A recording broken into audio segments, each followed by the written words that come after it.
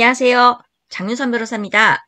오늘은 공인중개사님들이나 거래 당사자들에게 너무나 중요한 가계약금의 문제에 대해서 살펴보도록 하겠습니다.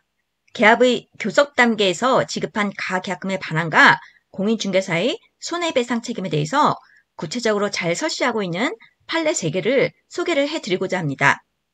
오늘 방송 끝까지 잘 시청해주세요. 중요한 부분이 나오기 때문에 그렇습니다.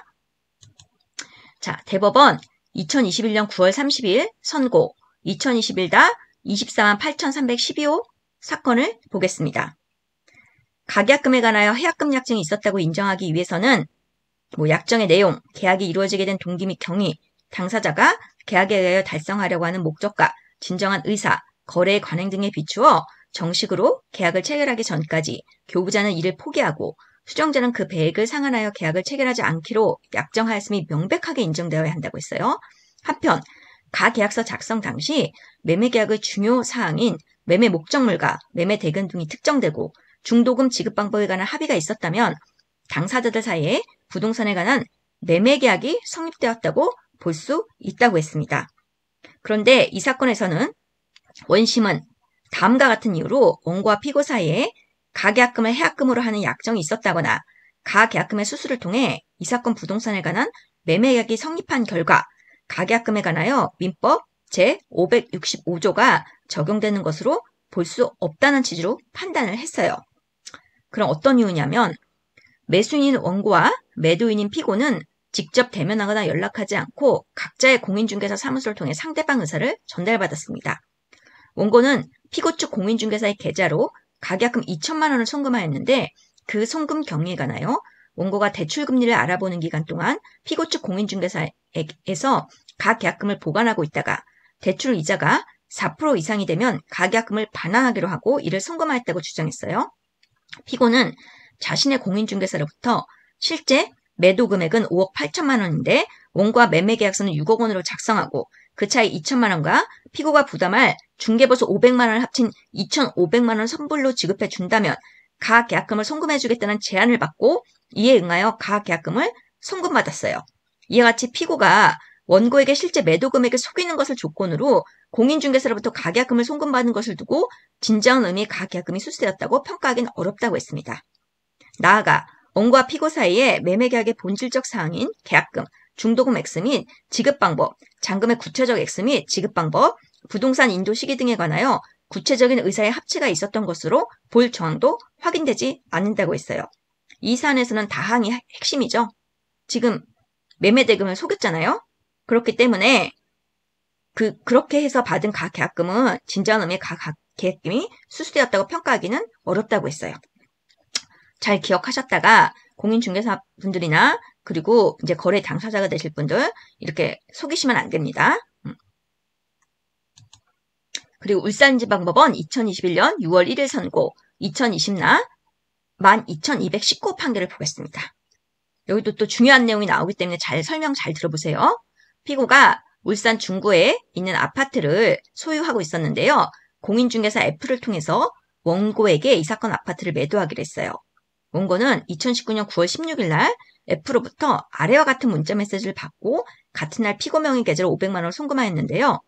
어떤 문자 메시지냐면 이제 아파트 주소 나오고 매매대금 4억 5천, 현 시설물 상태의 계약임, 계약금 일부는 아래 계좌로 입금하기로 함, 매도인 계좌번호 나오고요. 계약서 작성일 일주일 이내 협의, 계약서 작성 시 계약금 10% 입금, 잔금일은 12월 중순 상호 협의하기로 한다. 계약금의 일부도 계약금과 같은 효력을 지니므로 계약을 해지할 경우 매도인은 계약금 일부의 2배, 매수인은 계약금 일부 포기 시 계약을 해지할 수 있습니다. 이런 조항이 들어가 있었어요. 그리고 이에 이의가 있으시면 입금 전에 문자로 알려주십시오. 그리고 D 아파트 2호 매매, 계약 일시는 언제, 장소는 어디, 준비물은 뭐, 계약금은 매매 금액의 10% 선에서 준비해 주시면 되고 통장으로 보낼 수 있게 미리 한도액을 정해 놓으시면 됩니다. 9월 19일에 뵙겠습니다. 이런 문자였어요. 피고는 2019년 9월 19일 이 사건 아파트에 대한 매매 계약을 체결하지 아니하겠다는 의사를 밝히고 2019년 9월 27일 원고 명의 계좌로 700만 원을 송금하였습니다. 원고는 피고가 이 사건 가계약을 일방적으로 파기하면서 이 사건 아파트에 대한 매매계약 체결 의무의 이행을 거부하였으므로 원고에게 이 사건 가계약에서 정한 대로 가계약금의 배액인 1,000만 원을 지급할 의무가 있는데 그중 700만 원만 지급했을 뿐이므로 나머지 미지급액 300만 원을 지급해야 한다고 주장을 했어요. 법원의 판단을 볼게요. 일단 관련 법리로는 해약금 계약과 위약금 계약은 서로 별개다. 계약금의 경우 민법 제565조 제1항에 따라 원칙적으로 해약금의 성질을 가지지만 증거금 등 가계약금에 대하여는 이러한 규정이 없으므로 가계약금이 당연히 해약금의 성질을 가지는 것으로 해석할 수는 없다. 결국 가계약의 법적 구속력의 종부와 범위, 수수된 가계약금이 해약금의 성질을 갖는지는 가계약에 관여한 당사자의 의사해석의 문제다. 나아가 가계약금을 위약금으로 하던 특약, 위약금 계약이 있을 때에 하나여 그 가계약금은 비로소 위약금의 성질도 함께 가진다. 지금 이 사건에서 어떻게 판단했냐면 우선 원고가 피고에게 송금한 500만 원은 가계약금에 해당한다고 판단을 했습니다. 다만 원고와 피고는 F로부터 이 사건 아파트에 대한 매매계약 체결 의무를 이행하지 아니하는 경우 매도인은 가계약금의 2배, 매수인은 가계약금의 포기 시 계약을 해지할 수 있다. 이런 내용의 문자메시지를 받았는데 이런 문자메시지는 당사자 사이에 가계약금을 해약금으로 한다는 점에 대해서 의사의 합체가 있었다고 봄이 상당하다. 그러니까 해약금 약정이 있었다고는 판단을 했어요. 그런데 계약금 100의 지급을 요구받자 며칠 후 원고에게 그 일부인 700만 원을 지급을 했죠. 그런 사실만으론 당사자 사이에 별도의 위약금 약정이 체결되었음을 인정할 만한 증거는 없다고 했어요. 그렇다면 이 사건 가계약금은 해약금을 넘어 위약금의 성질까지 가진다고 볼 수는 없다. 쌍방 간에 가계약을 위반하거나 본계약 체결을 거부할 경우에 가계약금 상당액을 위약금으로 지급한다. 이런 특약은 없었어요. 가계약금을 포기하거나 가계약금의 배액을 제공하여 해약할 수 있다는 이른바 해약금 약정은 채무 불이행 시에 계약금 상당액을 손해배상으로 예지하는 약정과는 다르다고 했어요. 이 판례를 좀 해설을 해드릴게요. 그러니까 이 울산지방법원 판결에 의하면 가계약 상태에서 본계약을 체결하지 않기로 하는 것은 결국 채무불이행이죠. 매수인은 가계약금을 포기하고 매도인은 가계약금의 2배를 지급한다는 내용의 위약금 약정이 있어야 된다는 거예요. 해약금 약정이 아니라. 이 사안에서는 계약을 해지할 경우 매도인은 계약금 일부의 2배, 매수인은 계약금 일부 포기 시 계약을 해지할 수 있습니다. 이런 기재가 있었는데 본계약 단계가 아니고 가계약 단계에서는 결국 의미가 없는 기재가 되었다는 거죠. 해지할 본계약이 성립되지 않았어요. 그러니까 가계약 단계에서는 해약금 약정이 아닌 위약금 약정을 하셔야 되는 겁니다. 어떤 의미인지 아시겠죠? 이런 2배를 주고 계약을 해약할 수 있습니다. 이렇게 해도 의미가 없어요. 위약금으로 약정하셔야 되는 거예요. 본계약을 체결하지 아니하는 경우에는 위약금으로 얼마를 지급한다. 이런 식으로요. 그리고 해제와 해지 이 단어의 개념을 좀 구별을 하셔야 되는데 매매계약은 해제라는 표현을 쓰고요. 임대차 계약과 같은 계속적 계약은 해지라는 표현을 씁니다. 해제는 과거로 소급하여 효력을 소멸시키는 것을 의미하고요. 그리고 장래를 향하여 효력을 소멸시키게 되는 건 해지예요. 임대차 계약 같은 경우는 과거에는 차임을 잘 냈어요. 그럼 과거의 임대차 계약 그 상태는 유효했었죠. 근데 현재에 이르러서 차임을 미지급해서 해지 사유가 발생했다면 장래를 향해서만 그 계약의 효력을 소멸시키는 거죠. 그렇기 때문에 해제와 해지는 구별을 하셔야 됩니다. 자, 그 다음에 대법원 2022년 9월 29일 선고 2022다 247,187호 사건을 보겠습니다. 임대차 계약 교섭 단계에서 지급한 가계약금의 반환을 구하는 사안인데요. 가계약금에 관하여 해약금 약정이 있었다고 인정하기 위한 요건은 앞서 계속 설시한 그 판례에 인용을 하고 있어요. 그런 당사자 간에 해약금 약정이 명백하게 인정되어야 한다는 거죠.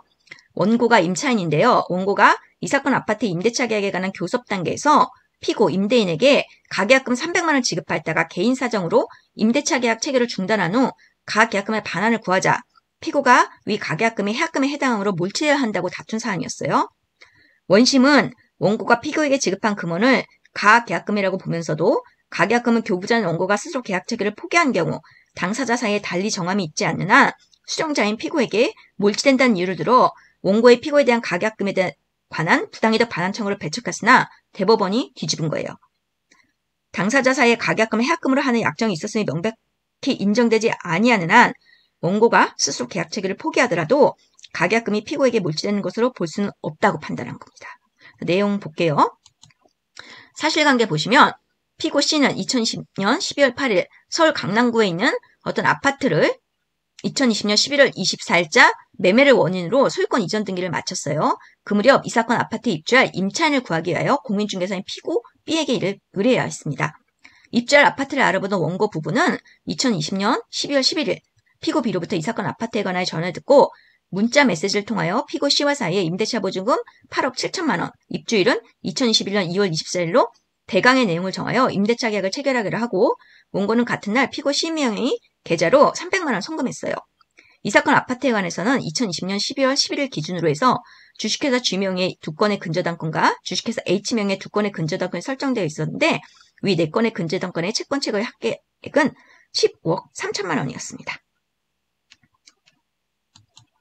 자, 여기서 원고가 주장하는 건 피고 B는 이 사건 아파트에 근저당권이 설정된 사실 등 중개대상물에 대한 중요사항을 고지하지 않고 소유자인 피고 C의 의사를 제대로 확인하거나 임대차 계약서를 작성, 교부함도 없이 공인중개사법 25조, 26조, 33조 등의 규정을 위반해서 중개 업무를 처리했다.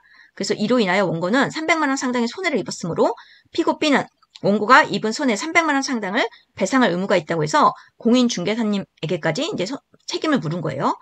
근데 지금 법원에서는 일단 원고가 지급한 금원의 성격은 가계약금이라고 판단을 했습니다.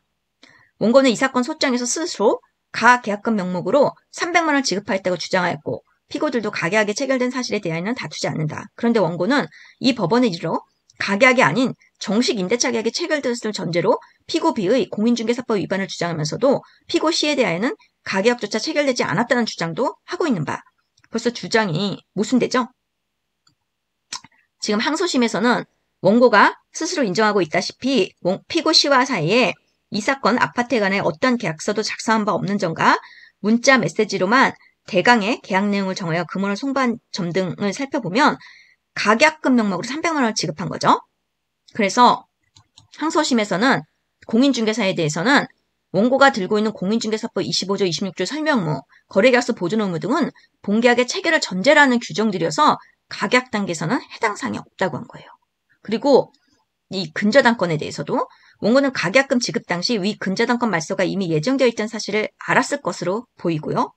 오히려 본인 소유의 아파트를 임대하고 그 임대차 보증금을 이 사건 아파트에 대한 임대차 보증금을 마련하라고 하였으나 2020년 12월 18일 피고 B에게 코로나 때문인지 아파트 전세 문의자가 없다. 계약은 포기하겠다라는 취지의 문자 메시지를 보낸 사실이 인정되는 바 원고는 본계약 체계에 나아가는 것을 스스로 포기한 것으로 보일 뿐이다. 그래서 피고 B의 공인중개사법 위반도 불법행위 주장은 이유 없다고 판단했어요. 그러니까 항소심에서는 공인중개사님의 책임을 부인했고 그리고 대법원에서도 그 부분을 인정을 했습니다. 다만 대법원에서 항소심의 판결을 뒤집은 것은 지금 스스로 이렇게 계약을 포기했어도 몰치되는 건 아니라는 거예요. 그러니까 부당이득 반환 청구가 가능해서 피고 B는 기존의 가계약금으로 지급한 300만 원을 상대방 측에게는 부당이득 반환 청구할 수 있다는 내용이에요. 지금 오늘 좀 가계약 반환에 대해서 아주 중요하고 유의미한 판례 3건을 살펴봤습니다. 이 판례들 잘 기억하셨다가 공인중개사님들도 그렇고 우리 거래 당사자분들도 그렇고 그러니까 계약에서 잘 활용을 하셨으면 좋겠습니다. 오늘 방송 시청해 주셔서 진심으로 감사드립니다. 좋아요, 구독 눌러주시면 저에게 많은 힘이 됩니다. 다음 시간에 또 뵐게요.